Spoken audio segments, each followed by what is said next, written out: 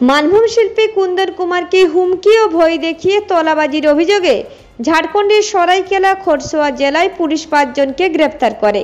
বর্তমানে মানভূম বাংলা গানের খ্যাতির শীর্ষে থাকা গায়ক কুন্দন কুমারের অভিযোগের ভিত্তিতে স্থানীয় তিরুলডি থানার বড়লাপান মিডিল স্কুল এলাকা থেকে 5 জন অভিযুক্তকে গ্রেপ্তার করে পুলিশ।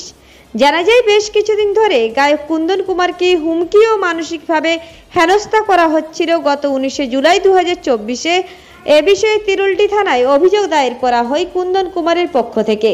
ঘটনায় ধৃত অভিযুক্ত বাদল ঘোষ, বানেশ্বর নামতা, রাজেশ নামতা, সুনীল কুমার মাহাতো ও মুঘল পুরাণ। অভিযুক্তরা শিল্পী কুন্দন কুমারের কাছে 10 লক্ষ টাকা দাবি করে, অন্যথায় তাকে প্রাণনাশের হুমকি দেওয়া হয়।